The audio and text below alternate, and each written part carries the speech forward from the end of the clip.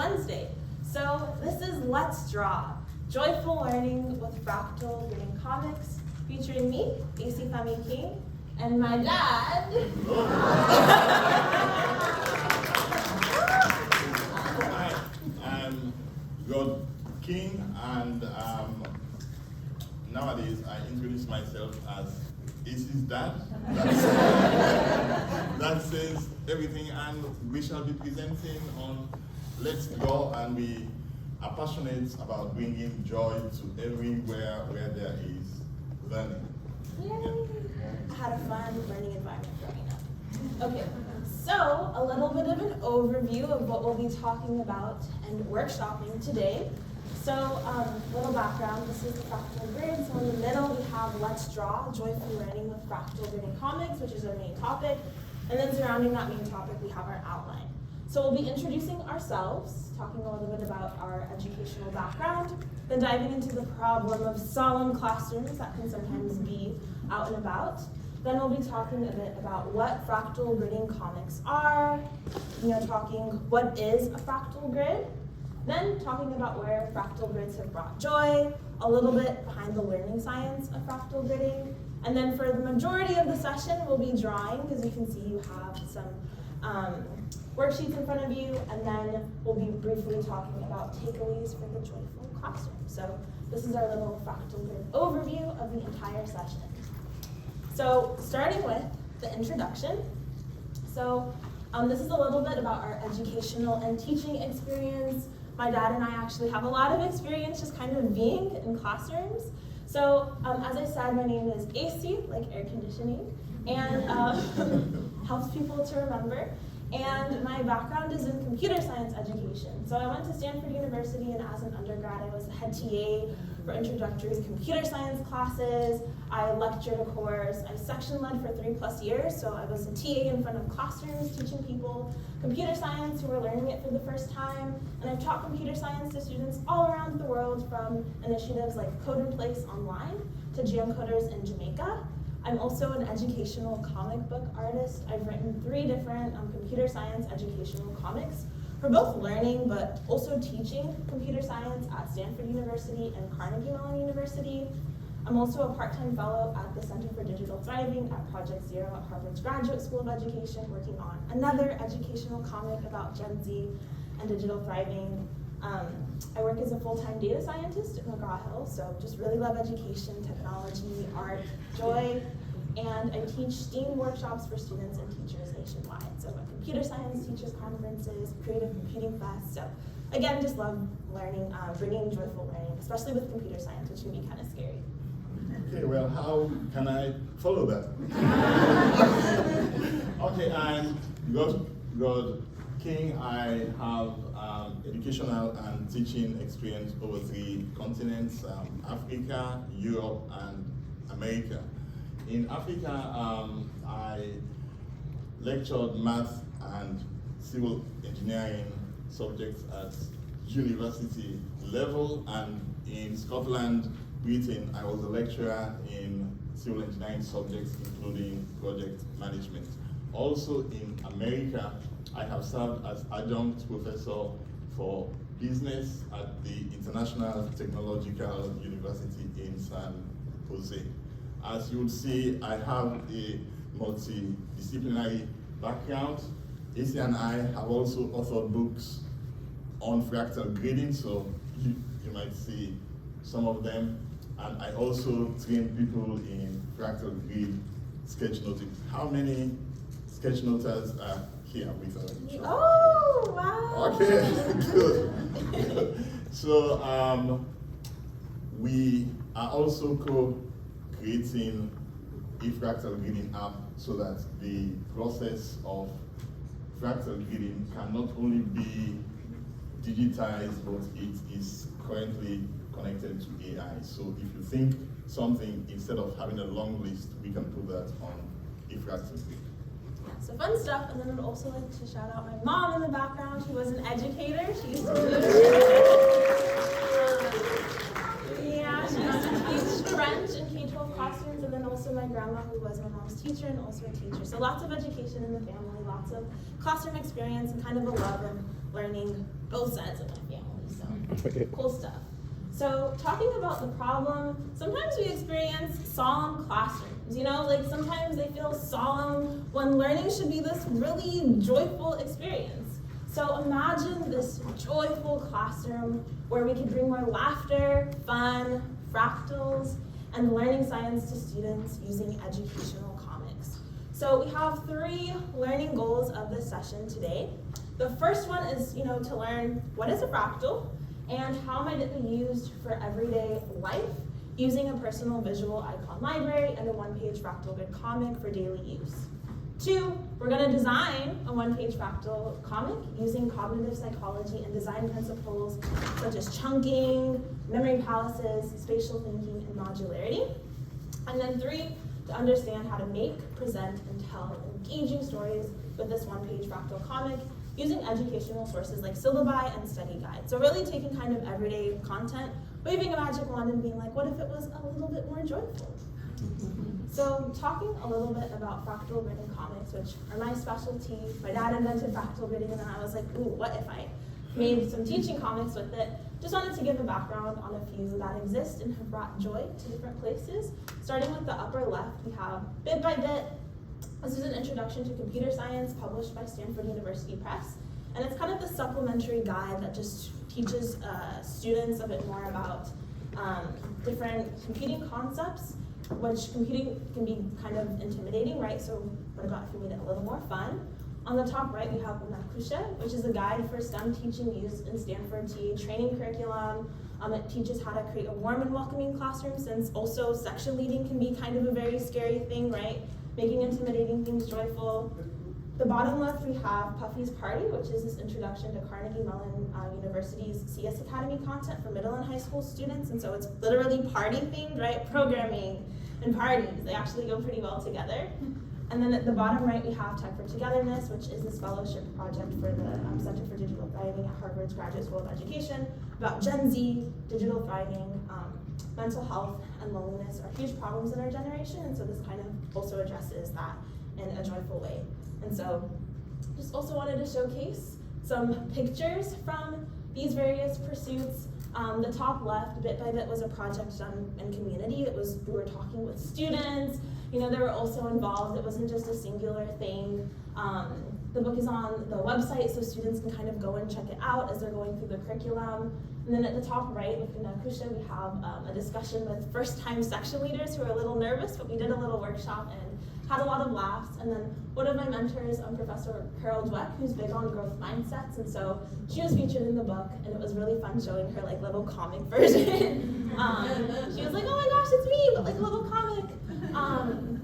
And then literally Puffy's Party is a computer science party, and then Tech for Togetherness is also done collaboratively with a youth advisory board. So just kind of showing the joy with the books that exist.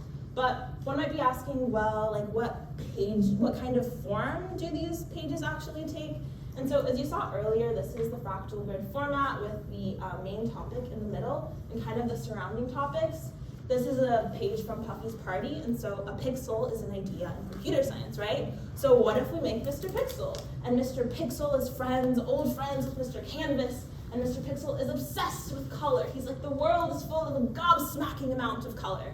And I'm actually born in Scotland, and so I like to sometimes put in references to stuff people would say in the UK. And so he's talking about, different colors and red, green, and blue, and thinking of it like rugby, right? And so all of a sudden you take this topic, which might be intimidating, and either as an activity with students or as something that they're reading, you kind of, spice it up, make it fun, but also tie it to their learning experience. So this is an example of a Fractal Grid comic, and I'll hand it over to my dad to talk about, well, what is a Fractal Grid?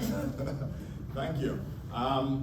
When we talk about Fractal Grid, the first question which comes up is, what is a Fractal Grid? And I say, do you want a short answer or a long one? So it's difficult to talk about fractal gridding without a fractal grid without talking about the process that is involved. So I shall talk a little bit about fractal gridding. Fractal gridding is similar to note taking. So you just take notes on a fractal grid which perhaps the simplest explanation is that it is a tic-tac-toe board. It's a 3x3 grid with the center which is highlighted. So that's the main thing. This to show you how welcoming a Fractal Grid is. This was prepared by someone called Nina. I think she's my wife. And this is Mom. So she too participated in the activity because we Fractal Grid all the time. It's like recording notes on a tic-tac-toe board. There is, when it's like an iceberg, as we covered yesterday in creating visual metaphors. So the top you can see, but there's a lot underneath. But to get started and to bring joy, you don't need to know too much. Just know that it's like a tic-tac-toe board. You draw your tic-tac-toe, highlight the center, and in this case, Nina focused on the South by Southwest events, so the topics are there. And then this is actually what she drew, but it's too small in the sun, so we expanded it so that it could be good for this presentation. So we come back to what is a fractal grid. And the short answer, which we usually give, is that it is a tic-tac-toe board with a highlighted center. And you can highlight that center by emboldening it, you can shade it, you can put drawings. So the center is the most important part of a fractal grid. And for those who are into science, it has the highest gravitational pull. And some people may think that a 3x3 is limited, but the gravitational pull of the sun keeps the ideas from drifting out. So you have more control, and they say constraint encourages creativity. We have also developed a special language, which is based around the concept of a solar system. So the center of the fractal grid is called the sun, and the cells around that are called planets. And for those who are into that subject, they know that planets have got moons. So we can take a planet and then zoom out, and then you can see moons around that. In terms of drawing, it's like taking a cell and dividing it further into tic-tac-toe.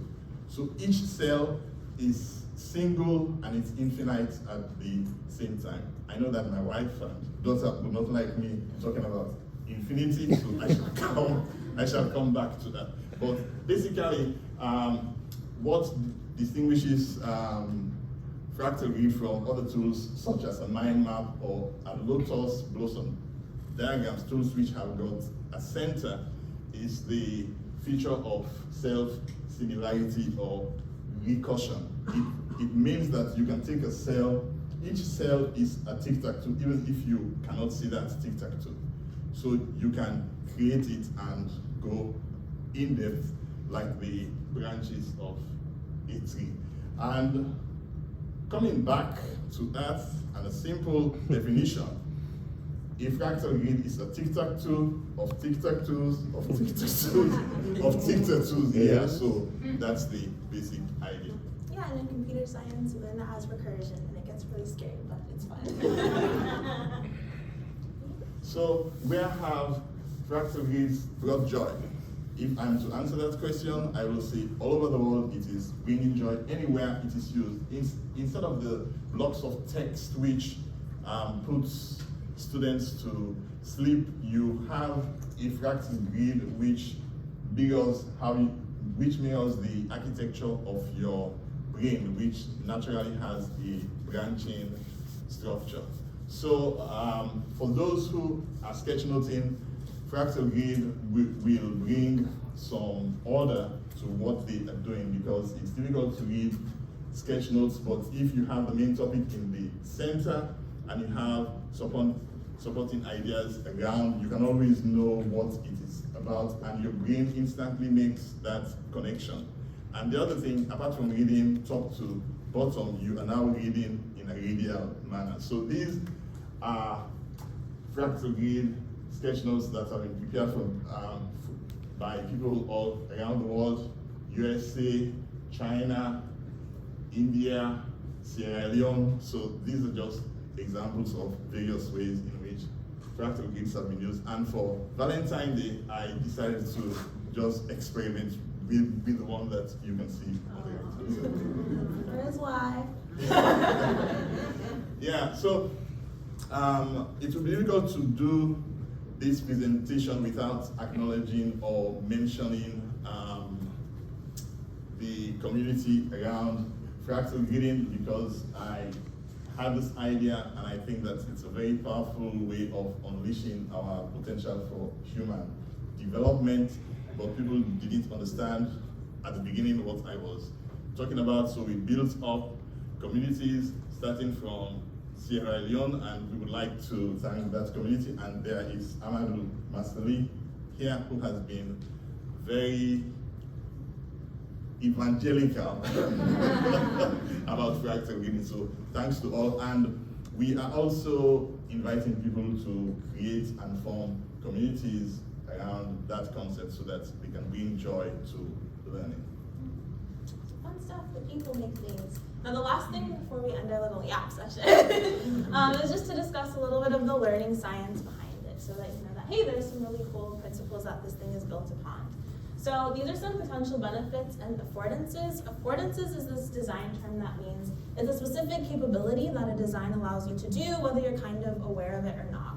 So kind of going from the math/computational side of things, fractal gridding is really great for abstraction and decomposition. So abstraction is trying to figure out, like, what is the essence of a topic? What is the goal of what I'm doing? How do I focus on that and kind of eliminate the details? Then decomposition deals with breaking things down, right? So those are two principles of computational thinking, which is the thinking behind computer science. There's also algorithmic thinking, right? Thinking step by step, like what's next, what's next, what's next in routines. And then of course fractals, which are huge in math.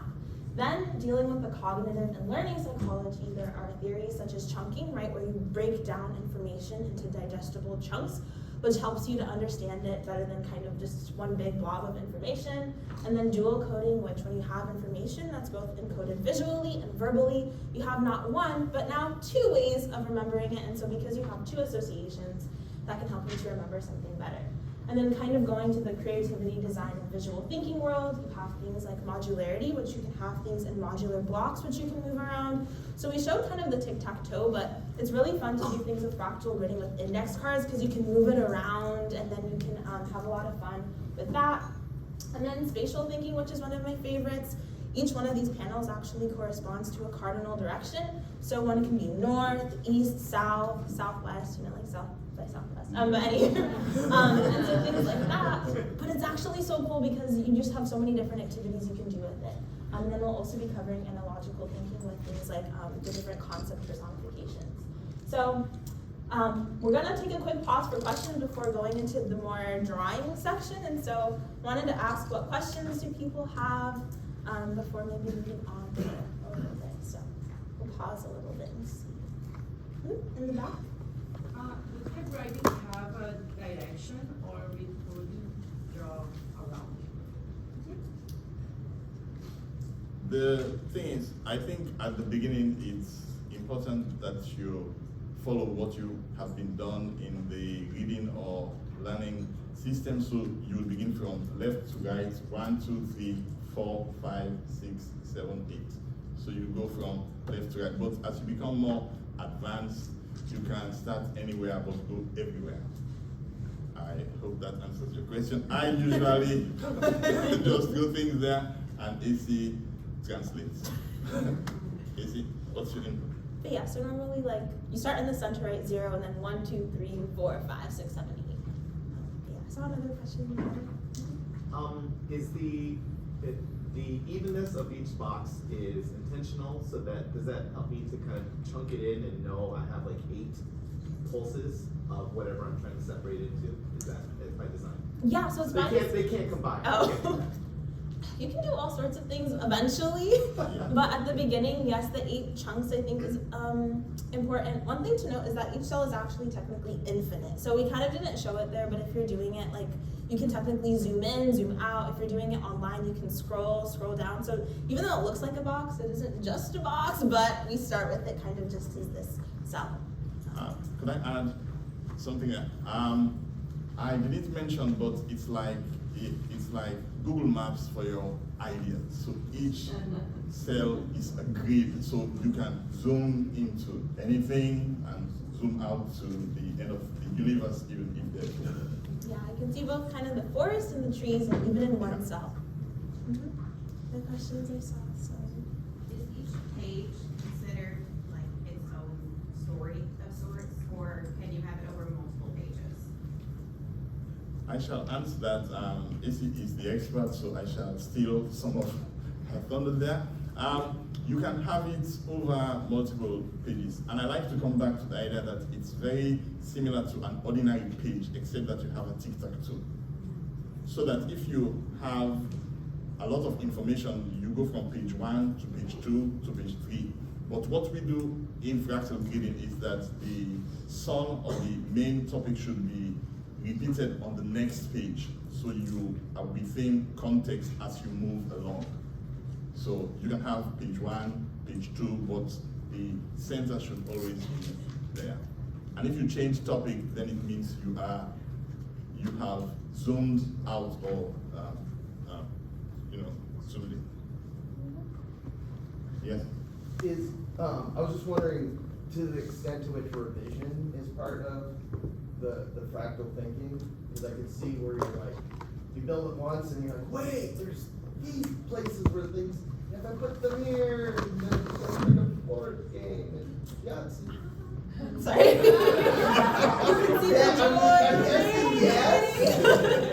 So we call that feeling when you just wait. It's more than just that, calling the fractality. So because all of a sudden you're like, wait, I can come back and I can visit. And in computer science, you can say iterate on each square. You can come back. You can design things. You can kind of remix. I'm thinking of the scratch people. You can remix and like move things around, right? And so all of a sudden you're like, wait, this isn't just a 3x3. This isn't just like a grid. It's like this whole map from my mind. And then that is kind of the thinking that we're trying to encourage. But you just kind of look at it and you're like, oh, it's just this thing, but it has so much more. So yes, board games, vision boards, like I've used it for everything, and we can have a long conversation about that. But yes, yeah. And then maybe 2 more questions. This is really great, but as someone who has a lot of different options in your head, also a short attention span, what's your advice for how I can even finalize what I want to start with my career? Ooh, finalize. So I would say to start in the top left is always, or so start in the middle, right, with the main topic. So you always want to have, okay, like what is the goal of what I want to put? Maybe it's just ideas, and you can kind of just put random things. How do I determine that idea? Sorry. Determine the idea to put in the sun? Yes. Well, sometimes you might not even have an idea that you want to put in the sun. So technically, you can actually just start with like different topics and then see what emerges. So like I think usually we think of, okay, you have a main topic and then I'll break it down. But sometimes like even in coding, right, you're like, oh, I know I have to do these things, but like what exactly is the main thing? And so you can kind of go bottom up rather than top down. Another thing I will say is I had a friend who had ADHD, and we were having a conversation, and we like fractal gridded the conversation. And it was really interesting because she was like jumping around between different ideas, but we could kind of track where she was. And so we just kind of put conversation or just like thing in the middle, right? And then we were kind of just having these ideas and saw what emerged. So there's a lot of kind of bandwidth to kind of just putting something and then seeing where you can go from there. Maybe one more question someone has. Okay. Am I allowed to ask? Oh, sure. What if you have more than 8 of those? I mean, so I'm an author, for example. I'm writing a book. I have 12 chapters. How do I handle that on the Fractal Grid? Oh, okay, sure. So I think that there are like a lot of different creative ways to do that. One quote is creativity thrives in constraint. But I think at a basic level, you can probably just start on a new page. Technically speaking, you can always, a fractal grid is a tic-tac-toe of tic-tac-toes. So if you have 12, right, maybe you have 2 pages, but technically those 2 pages are like part of another grid. So like for instance, the book I write, it has like 160 plus pages, right? But technically if you had a fractal grid that was big enough, that could actually all fit on one page. So again, even if you're dealing with it as pages, technically it's always linked to one page, but it doesn't necessarily have to appear that way, so. Yes. Question? Oh. You had mentioned that you could also do it online. Have you built a thing? Yeah, I did computer science. I've been trying my best to put those skills to use. So fractalgridding.com if people want to check that out. Always looking for feedback, building stuff, and we have more information at the end and also in the packet. Because analog is fun and so is digital. But yeah, so now it's time. Oh, I just had a little quick question about how do you search an expansive fractal diagram to like recover ideas that you put into this like multi-dimensional object? ooh, there's there's a teacher in China right now, and he's really obsessed with fractal gridding. And he like has, if you're familiar with Obsidian, it's a note-taking software, and he put like kind of all of his notes in there to kind of organize. I think at the top level you have to understand the kind of a system that works for you, and then once that works, like you can be like, I'm going north and northeast, and like that is where I have this piece of information. And so I think it depends on the like kind of way that you encode the information eventually once you kind of get a handle on it. But it can be really, there's so much stuff you can talk about with search and coding, which we'll love to talk about. I'm just a little bit, imagine that you have Google Maps for the information on your computer. Or in your brain. Yeah. You can search for anything and you can see it there, and then you can zoom into that, you can zoom out. So Such fun stuff, but I guess we can draw. So in the spirit of kind of doing an overview and then, giving an overview and then diving into each part, we're gonna go over some of the stuff that we're gonna cover in the packet. So the first thing we're gonna do is a personality grid warm-up. This kind of gets us familiar with the fractal grid structure and also maybe the people at your table, and then gets us warmed up. And then we have a doodle dictionary, which call it a doodle dictionary, but it's more of what sketchnotes might call a visual library. So we're gonna start, whether you think you can quote draw or not, just kind of doing dots, putting some icons to kind of build up toward the comic that we'll be making. Then we'll go over some student and teacher examples. So how can you be applying these things to everyday classroom material? Taking a 5-minute break, and then getting into the meat of it, which is this fractal grid comic, where we'll be doing some concept personification. So maybe we can start with the personality grid. Before that, just kind of wanted to showcase some examples from different people from different parts of the world. So this is personality grids from students in the US and India who are participating in a learning festival back in 2020.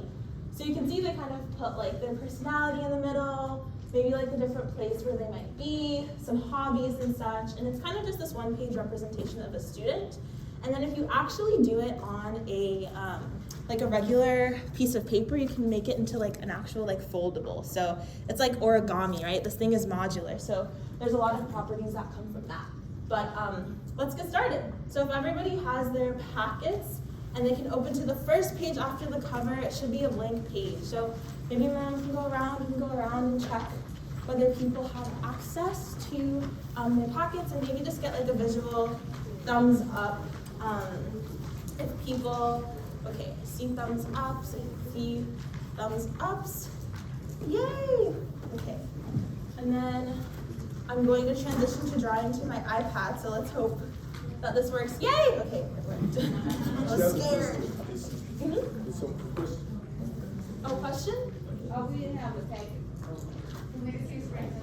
Oh yes, regular piece of paper works. And then my mom should be over here to check if there are any additional pockets to you. Yes, okay, my dad will help to facilitate that part if that works. But blank page should work perfectly for now, yeah. Okay, so if people are ready, feel free to grab a pen. You should all have pens. And like a blank sheet of 8.5 by 11 paper.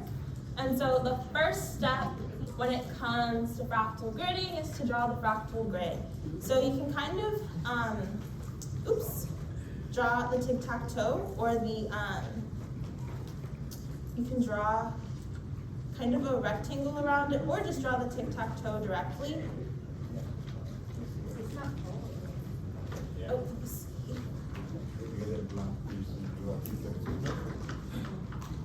and then you draw the tic-tac-toe. But remember that fractal gridding is not just about the tic-tac-toe, it's about the relationship that the middle has to the subtopics, that the main topic has to the subtopics, that the sun has to the planets. So somehow you're going to need to bold it This is a very messy bold. Feel free to take a marker and maybe introduce another color.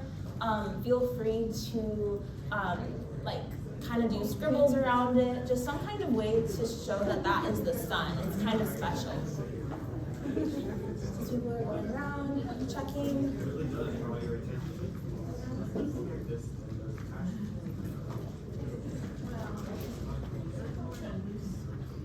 So as people are drawing their grids, in the middle, right, we put the main topic. So the main topic here, you're going to put, so my name is AC, it's spelled ECY, so I'm gonna write AC's personality grid. So write the topic.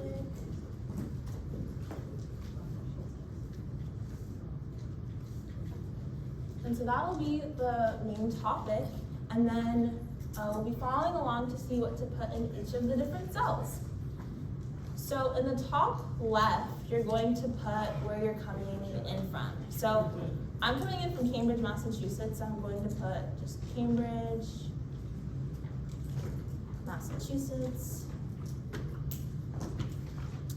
Feel free if you want to also add like a little doodle. That's supposed to be like a Google Map thing. It doesn't have to look good, it just has to communicate what you want it to communicate. Some people will say in the visual thinking world, the worse the better, because you're not focusing on the aesthetics, you're focusing on the message. So top left is where you're coming in from.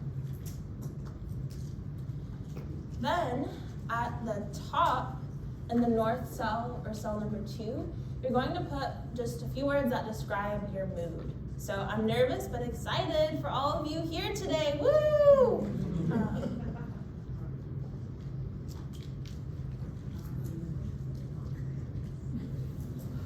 And so I'll draw like a little smiley face.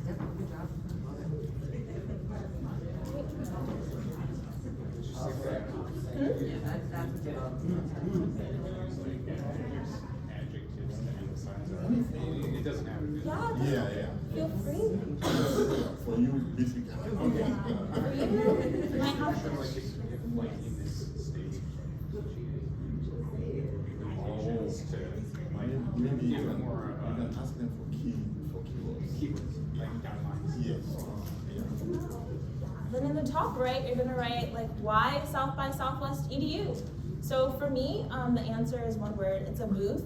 I was at the Computer Science Teachers Association conference and the South by Southwest EDU booth was there. And they're like, oh, like you should speak here. And other people were at the conference and be like, oh, you should apply. And so saw that and then here we are. So literally I'm writing down a booth. So yeah, thank you to oh, sorry. Why South by Southwest EDU? And so, a story I was telling as I wrote down booth, because people in this room, and Jaleesa, Cicely, Karishma, sorry, shout out to them. And then also the people at the booth were like, oh, you should consider applying to this conference. And so that is why we're here, because me and my dad are presenting, but it's been a lovely experience otherwise. So that is what goes there. Then at the left, or to the west, you're going to put your current job or current role. So I'm just going to put data scientist / author. Let me refresh my iPad.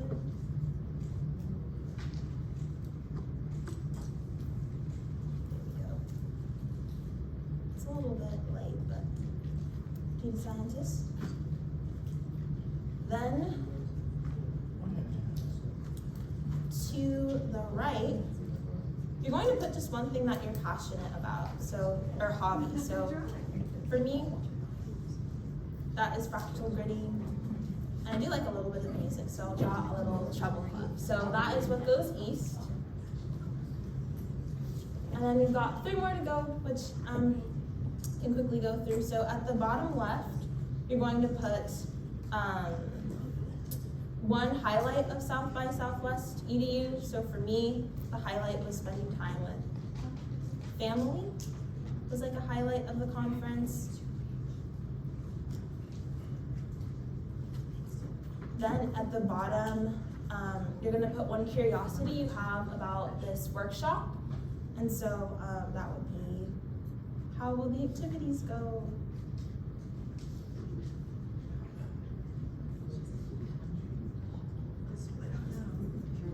And then the last one here, which I'll just go through, and people can be adding, is you're going to draw another tic-tac-toe.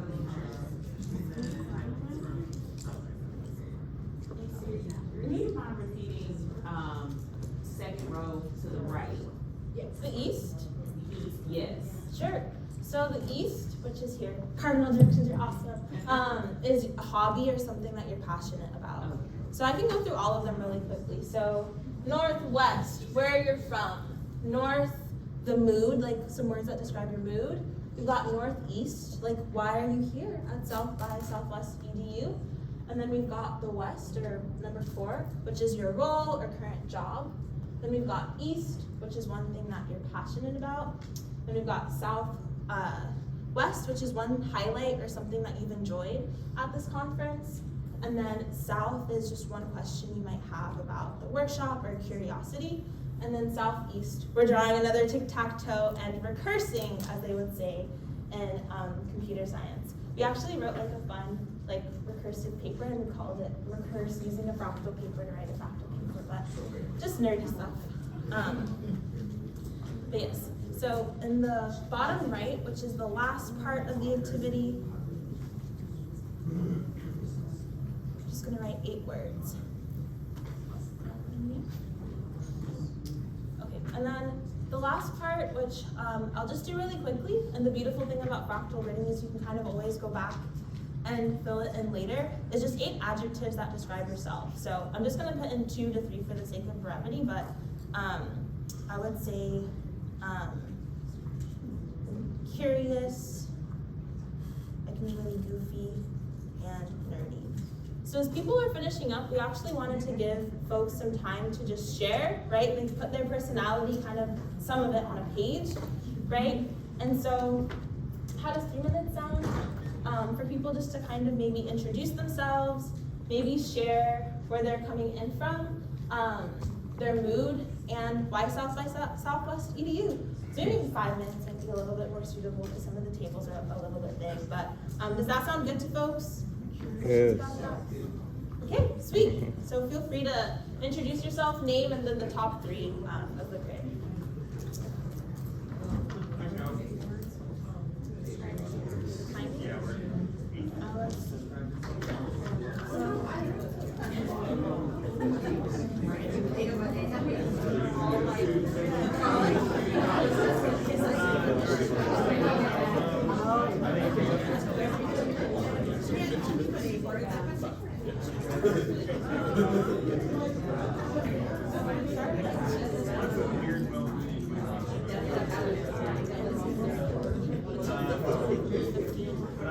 About 10 minutes ago, I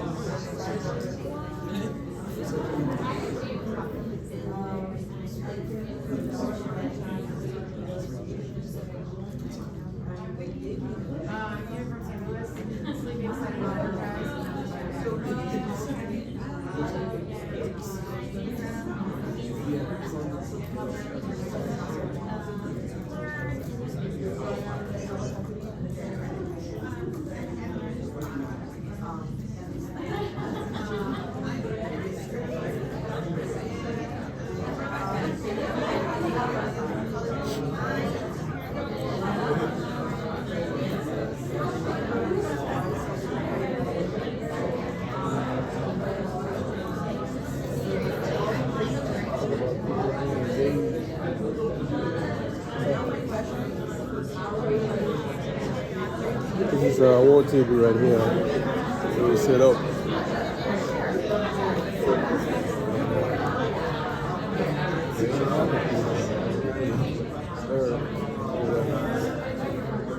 Yeah, these guys.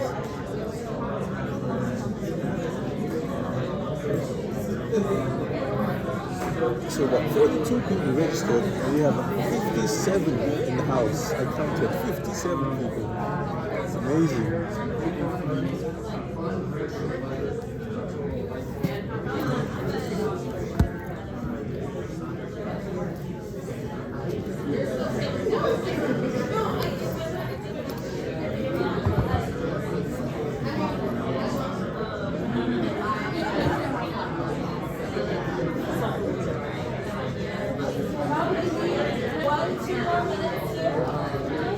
Clock strikes 2:44, we'll come back.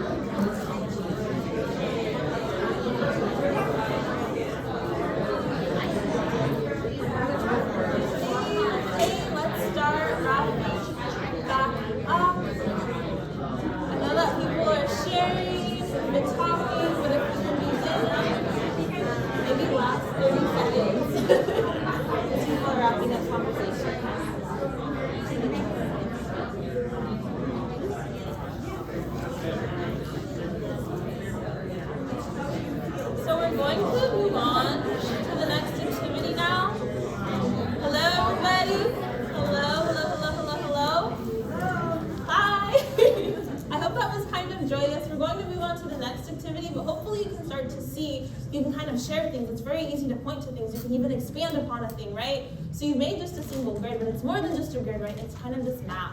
And so this is just an example of one I had created for earlier. One thing I wanted to note as I was walking around is remember that it's a tic-tac-toe, but it's bolded in the middle, right? And that middle is very, very important for both of these grids because that kind of represents that sun, and then you radiate outward, and I heard so many people talking about radiating things and then radiating things on the radiating things. But that is the personality grid warm-up, and hopefully you saw how that can be a fun and also kind of joyous activity that students can take home and do in the classroom, or even a workshop. So next up, we're going to do a doodle dictionary. These are just some samples of doodle dictionaries.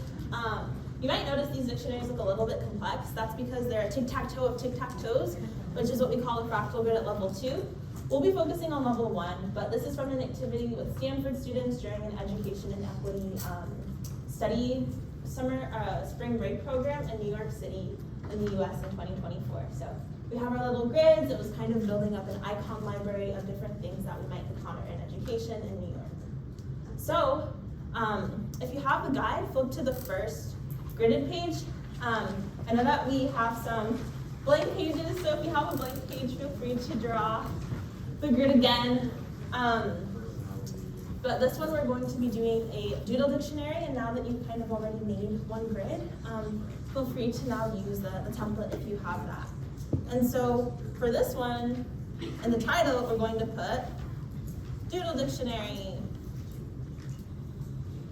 so people can see that.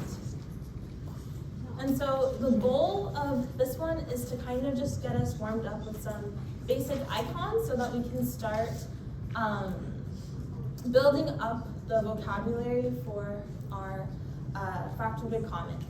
So for the top left, we're very quickly just going to put dots, or going to write dots as the header. And then here, there's gonna be a few dots. Might do polka dots, you know, just get some stuff on the page.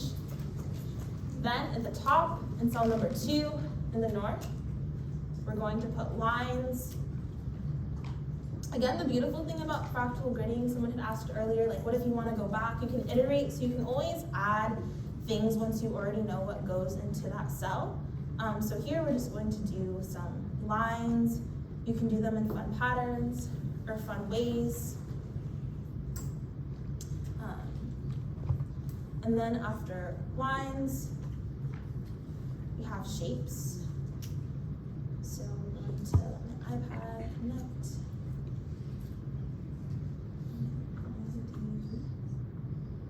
Some shapes, so circles, squares, triangles, different shapes just to kind of show, hey, like we learned how to draw things in school and such. You can do shapes. And then after shapes, in cell number 4 or the west, we have icons.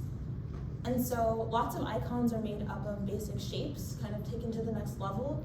So if you have an eye and you put a circle around it, all of a sudden you have more information. And so sometimes when I was taking notes in college, I would kind of include doodles, like I would put a question mark followed by like a little like speech bubble to show, oh, I have a question about this material for later. So it kind of actually allows you to create this visual shorthand, which visual thinking is so amazing. You can talk about that. I can make a whole nother grid about that, but that could literally be a whole other workshop. Then in the east cell, we're going to make another tic-tac-toe and bold that center. And this one will be about different types of letters you can do. So I know I ran out of space there. Let me maybe change the color. I think the pen is a little interesting. But so for instance, the letter P, you can write P like a regular P. You can do bubble letters with like an O. Or you can do cursive.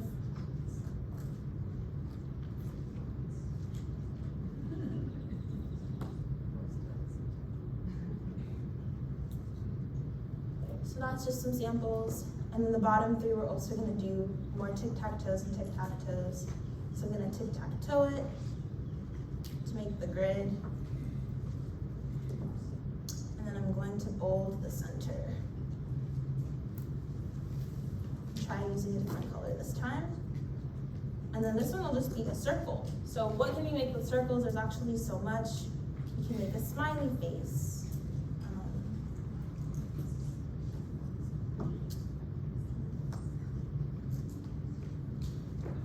So that's my attempt at a smiley face with the pen, which is giving a little bit of trouble, but all good. You could draw a globe. And so the goal of this is just to kind of show out of basic elements, you can make all sorts of different designs. So that is my half globe. And then in the south, we've got another tic-tac-toe. And this tic-tac-toe in the middle is going to have a rectangle. And different things you can make out of rectangles include things like papers, you can make a truck. So as I wait for this to connect.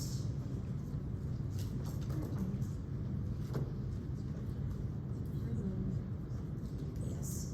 So you absolutely don't need to know how to draw. You can kind of just experiment. And again, it's about communicating what the item is.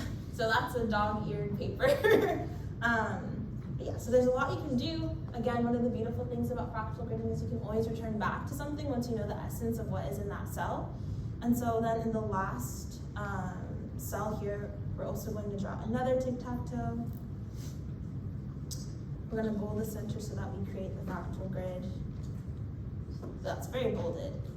And for this one, we're actually going to start not in the middle. So we're gonna draw a star really quickly. You can draw like a star.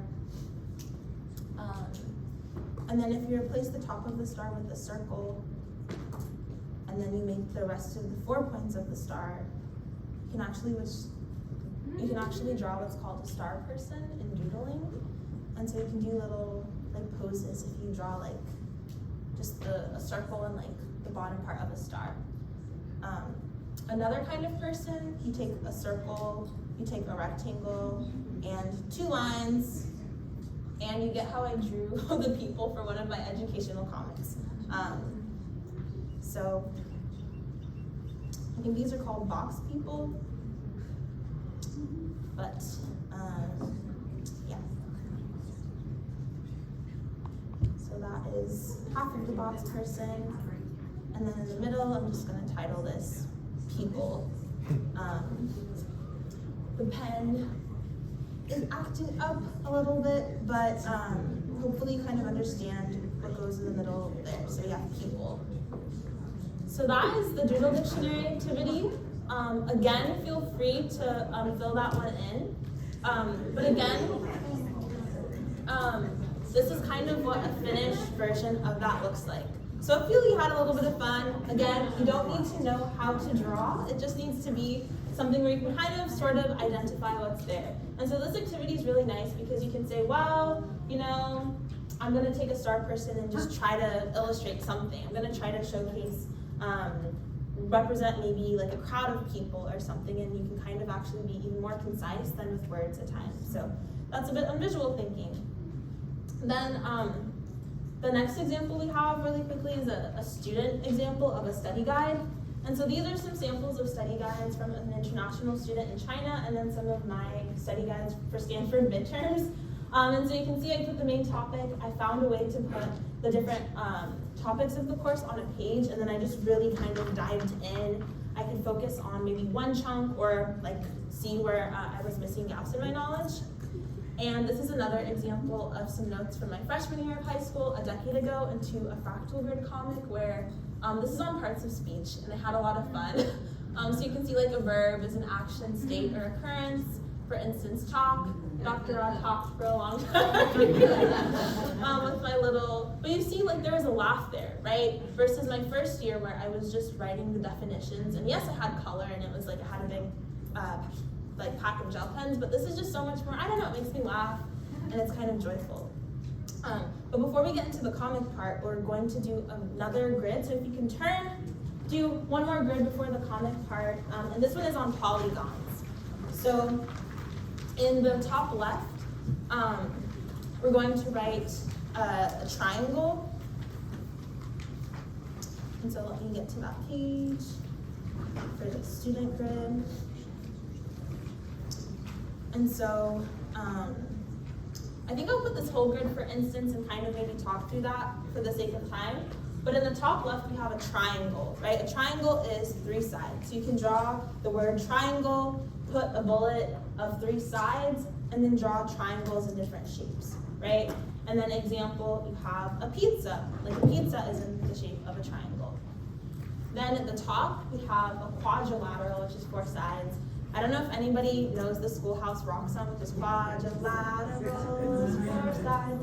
But you see, song helps you actually remember things a lot, and so can doodling. So quadrilaterals are 4 sides. It can be a rectangle, it can be a parallelogram, it can be a trapezoid. And so some examples of things in a quadrilateral shape include boxes, boats. I don't know anything that's shaped like a parallelogram if anybody has a suggestion, but yeah.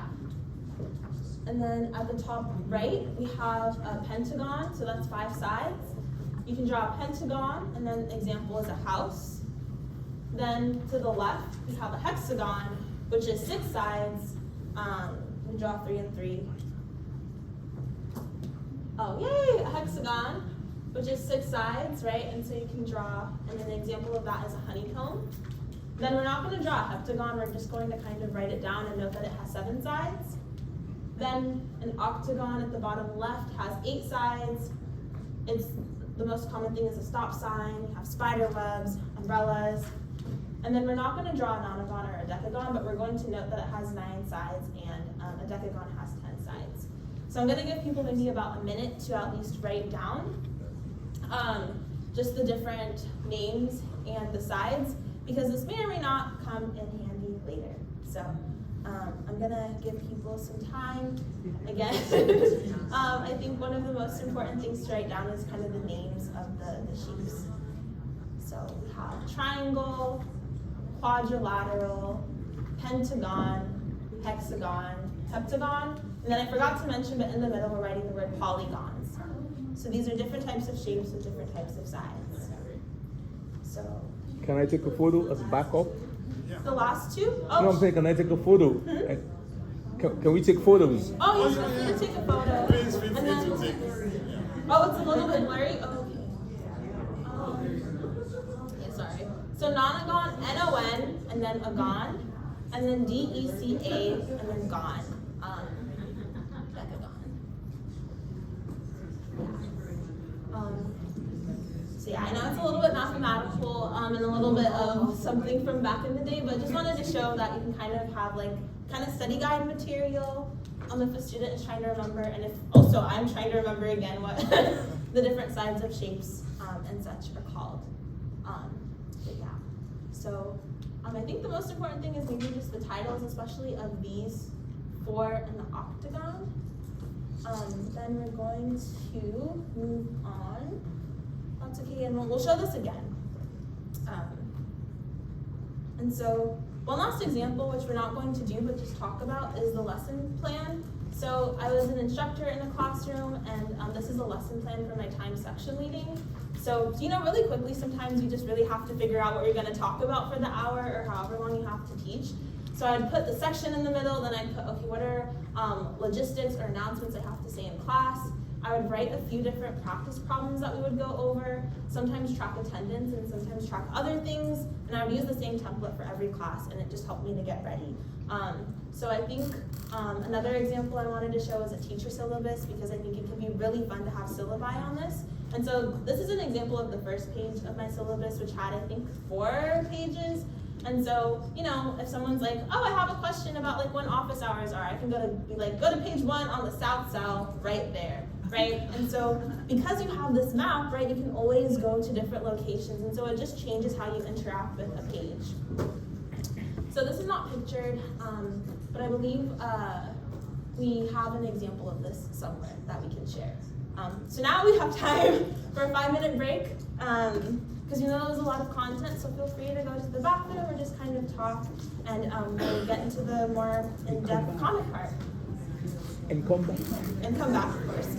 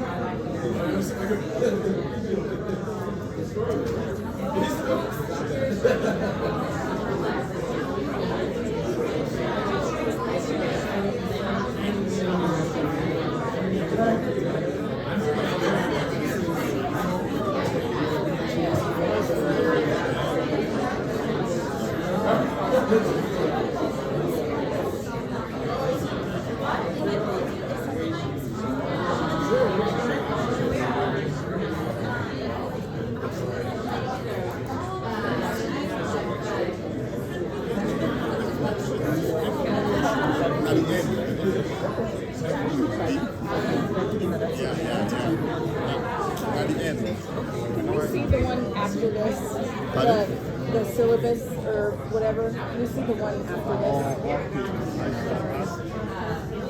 this? Just a minute.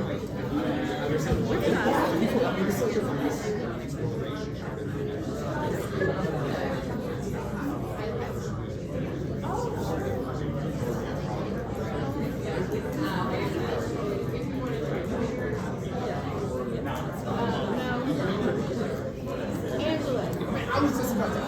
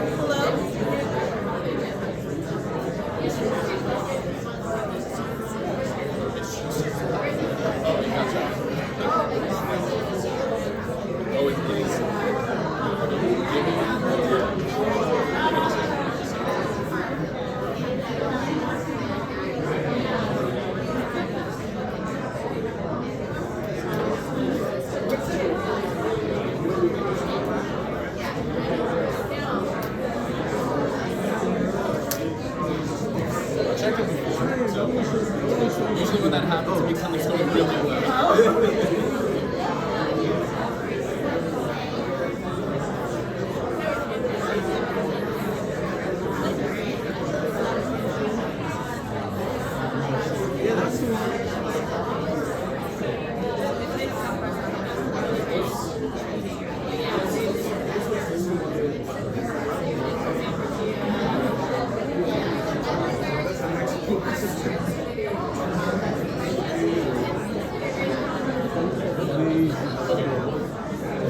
Testing. You can leave the mic on. We'll just forget it.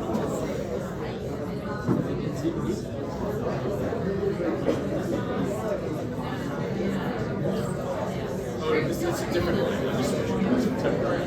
I will get you. Keep this on. We'll bring you back. So you should talk to you. Hello? Can you hear me?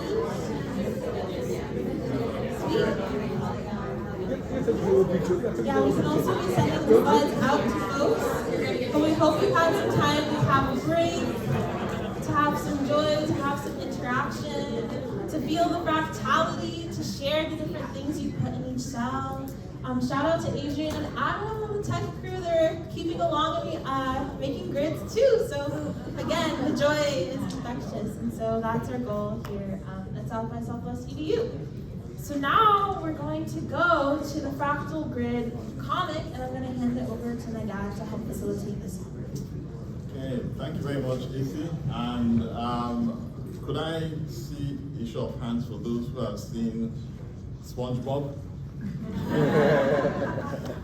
Well, that's concept personification in real life. So as AC was presenting this, I was thinking of teachers in the classroom talking about polygons, but talking about quadrilaterals, but some students may not realize that SpongeBob, for example, is a quadrilateral, often in 3D. So the object is to transmit the idea that any concept which you have can be personified, because it's difficult for people to understand what we are talking at times, especially if we're using new terms. And in terms of pedagogy, we can talk about constructivism, so we build on what exists. So that's the underlying pedagogical concept underneath polygons. So if there is the topic of polygons, it means that the teacher can do a summary, and you should have gone through that. So the students in this role would have this list, which is a summary of the different types of polygons.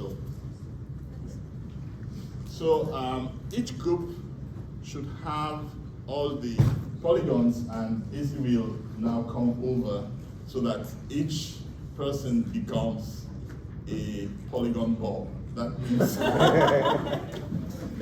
that means that you are going to create an animated character of a selected polygon. Make sure that you choose different polygons within the group, and AC will take care of that. Yeah, so we're going to focus on triangle, blobs, no, just kidding, quadrilateral blobs, pentagons, hexagons, and octagons. And so just do like, I guess, a really quick count off of 1 through 5, and then kind of assign your polygonality if that works. So for instance, this would be 1, 2, 3, 4, 5. And if you have more than 5, feel free to just start over at 1. So does that make sense? Questions about that? You can count off at your tables, and then we'll tell you what shape corresponds to what number.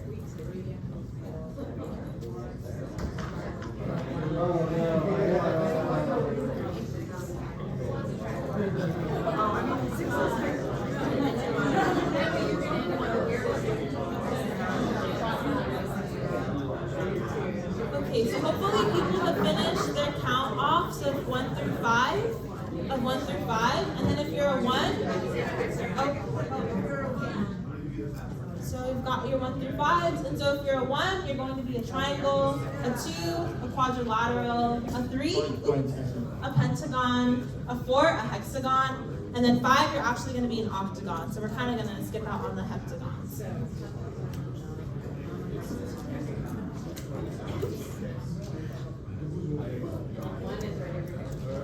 So those who have got numbers are now regarded as specialists, and we are going to demonstrate how to draw a personified character based on the shape that you have chosen. And if anyone has chosen SpongeBob as something, we would like to see a variation of that, but feel free to use it if that's what appeals to you. So what is the main goal of this concept personification? I think one of the basic uses in a classroom or for general learning is to summarize or revise ideas. And for those who are pedagogically inclined, we are more or less creating a visual mnemonic. So it consolidates all those concepts so that you can easily remember it. So for a math teacher who is concerned about teaching polygons or doing revision on polygons, this is the way it would go about. I am not saying that this was how SpongeBob was created, but if you follow this process, you can create your own SpongeBob. So the first thing which you have got to do, look at the sun, because that's where has got the highest gravitational pull, and you should write the name of your selected polygon. If you are number 1, then you have your own polygon, and in this case, as an example, we have chosen pentagon. So the name of our polygon is called, or the type of polygon that we have chosen is a pentagon. So you go to the sun and write whatever shape describes what you have chosen. Then you go to the top left, and for number 1, the instruction says write the number of sides your shape has. So for a pentagon, it's 5 sides. So you write 5 sides at the top. So after that, you move on to number 2. It says draw your shape a few times. And this is a good exercise because people tend to think, well, especially students, that there's only one way to do something, because most of their polygons usually stand or have got flat base. But if you give them the possibility, then it opens up their imagination. So you can see different types of the same shape, and it expands their creativity. So draw your shape a few times, and after that you go to number 3. Draw something that has your shape in real life. Again, we are building on the concept of constructivism, and analogies, so that they can think of where does this shape exist in real life. And it's a useful exercise, especially for creative thinking, if you encourage people to see shapes. And all of a sudden, they start seeing shapes everywhere. For example, if one thinks of, although this is not a polygon, I must say for those math teachers here, a circle, you can see circles all around. I think it's called reticular activation. So number 3, you draw something that has that shape in real life, and you can go to number 4, write down one human-like trait that can describe your pentagon. Again, this is the area of personification, because it means that you are animating what you have already done. And for those who are into mnemonics development, it's these associations that help you to remember things, because you're grounding them in your real life experiences. Number 5, write down another human trait that can describe your polygon. This is designed so that you do not only write ideas that are the topmost of your mind. You can dig deep down, and the more you dig, then the more creative you become. So that is described as many-sided. And if you think of the context that this is for revision, it means that they are recalling what they have learned. So this is a kind of having recall in a fun manner.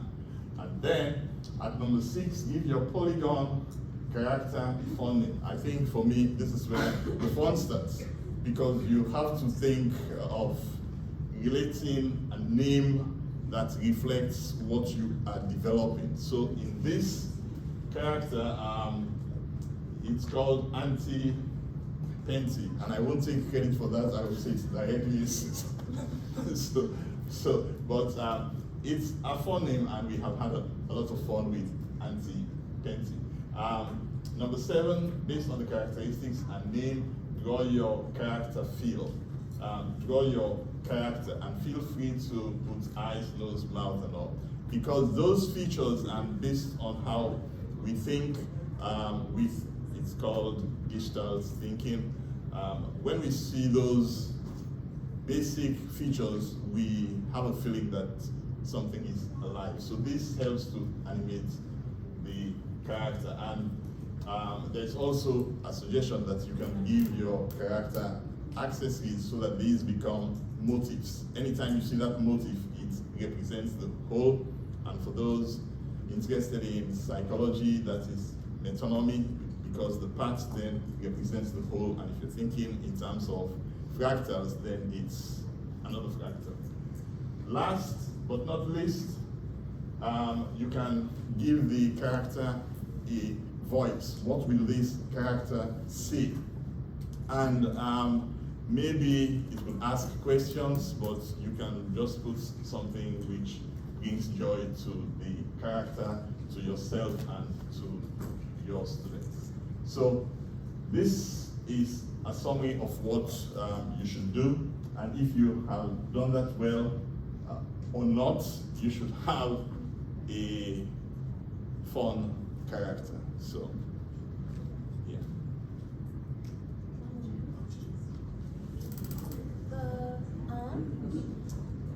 Oh, there you go. Yes. So basically what you have done is concept personification, and if you have done the concept personification right, then you should have an animated character of the polygon which you chose. So SpongeBob is my is my go-to. If you have chosen a quadrilateral, you should have a SpongeBob-like character which is on an index card. So at this stage, you should each have an index card on your table, so you are going to transfer what you have done and reproduce it on the index card. What you have done is the process of fractal gridding. So it's that process which leads to this character which is on an index card. And so if we are to go through the process step by step, you should write your character's name at the top, and for this example is Auntie So there is an index card which you should have, and if anybody does not have that index card, please put your hand up so that we can make sure that you have one. So on that index card, you write the name, and then you draw your selected polygon character. That should come from the big index card. Yeah, it's at the back table. Yes, if you need any, it's at the back. So on that big index card, that's where you should have your character, and at the bottom of that card, you should quote what you previously wrote. In other words, you are making a separate summary of your character, and it involves one of the key principles of fractal gridding, which is modularity, because you are creating a module, and that can be used in many, many ways. You can take those cards to play games. Kids can trade cards, so there is a lot of possibility once you personify your concept on an index card. So after you have gone through that and put your quotes at the bottom, and then you have a drawing of your character and the name, the next stage is item 4, which means that you should share your index card with people who depicted the same shape. So this will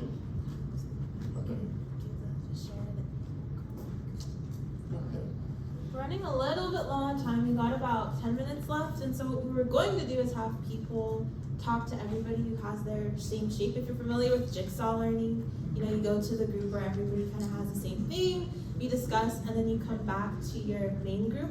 But we're going to pretend like imagine if you talked to all of the other people who had your same pentagons. All of the triangle bobs talked, all of the quadrilateral bobs talked, and now you're back in your main group. And after that step,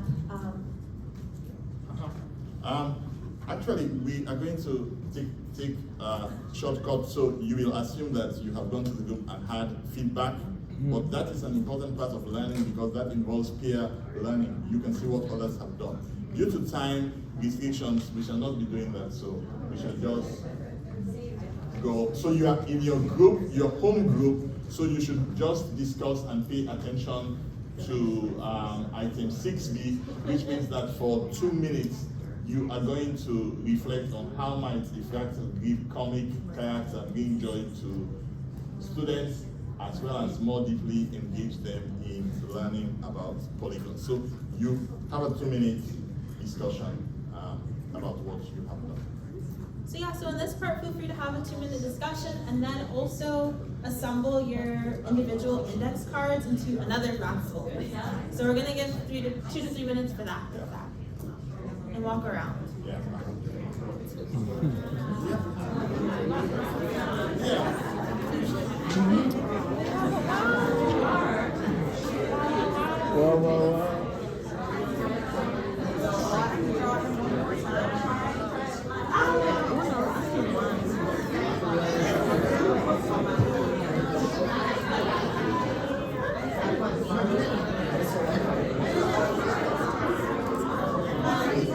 So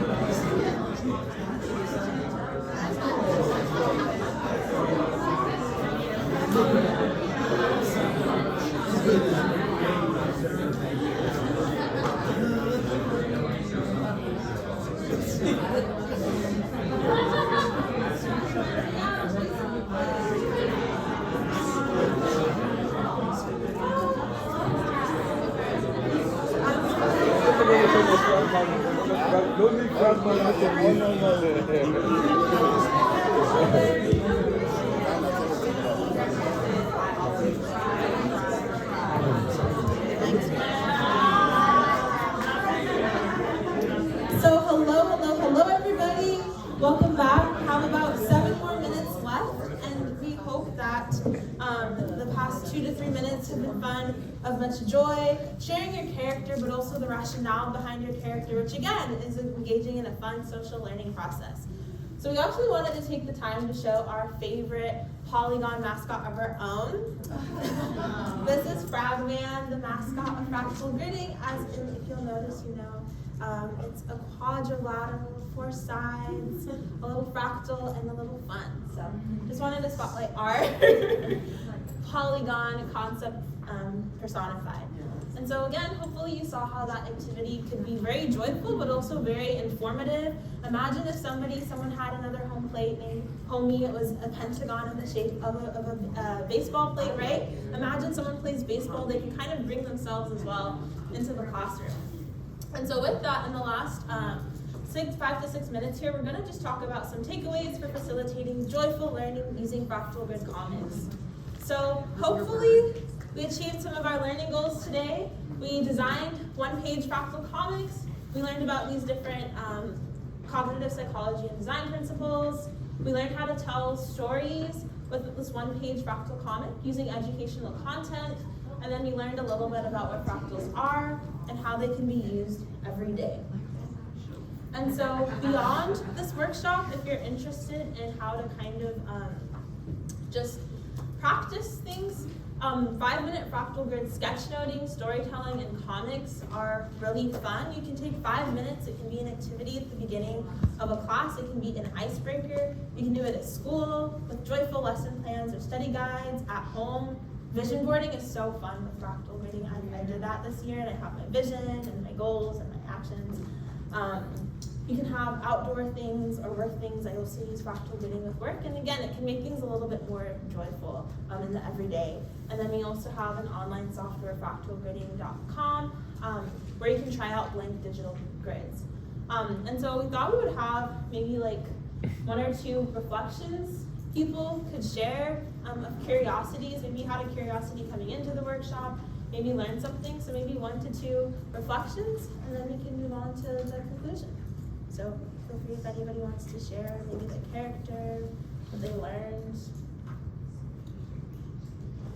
We were talking about how we might use it for like reviewing for a test, right? And like kind of give them prompts, like what is something that you're not sure of, something you could explain to a friend, something like describing this, and just like having different things, but it's like we're just kind of trying to brainstorm ways to incorporate it. Yeah, teaching is really awesome.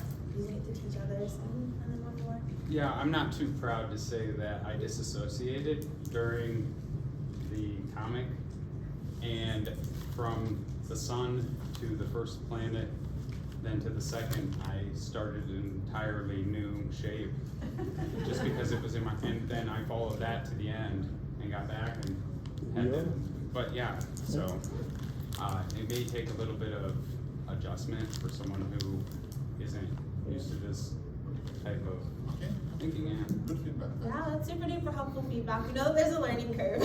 So easing people into that so they can fully feel the practicality is always something we're looking for suggestions on. I'm just really struck by how you started across 3 different disciplines with computer science connections and cognitive psychology, and you know, that we don't often cross boundaries. Love that. Yeah. Interdisciplinariness is hopefully the future. Yes. Yeah. Well, thank you everybody for sharing your thought. See, 2 more questions? Or Yeah. I see.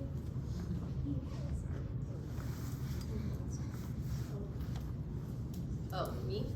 Okay. I like this idea to help like scaffold things for my students that may be at different reading levels. I also really love how I can like maybe capture my English language learners and let them approach the material from like a way that might not be so like, you know, language based. So linear. Yeah. Different sets, different disciplines is really cool. And then last question. Have you done any scientific research on fractal reading? What are the outcomes of people using it? What are the results? How they feel? And on different age groups maybe as well? Yeah, we'd love to do more evidence-based research with fractal reading. One thing is, Bit by Bit was actually like a grant, so it's built upon a lot of learning psychology principles, but we really want to also get into the part of seeing, well, what does it look like? What are actually the effects of those learning psychology principles in practice? So lots of hypotheses, which we would love to test and kind of do more evidence-based research on that. But yeah, there's just so many possibilities. How do you think differently now that you've been using Fractal Grids for some years now? Oh my gosh, love that question. I think shortest answer is if I see a blank page, I always want to put it into different squares. And now I actually I put my calendar in a fractal grid and I think of like Tuesday as north and like the different directions as different compasses, and that helps me to recall information sometimes. So yeah, it's like a map. For the sake of time, maybe we'll move on to the next thing, which I guess was questions, was actually a picture. All right. I'm trying to figure out, fractal gridding has come a long way from an idea in my dad's head. So we kind of like commemorating things, celebrating joyful milestones, such as this one. And so maybe the best way to do this is to take 8 pictures around the sun. Maybe we could do a giant kind of maybe photo in the front. Sure. And then kind of, Can we do that quickly? This is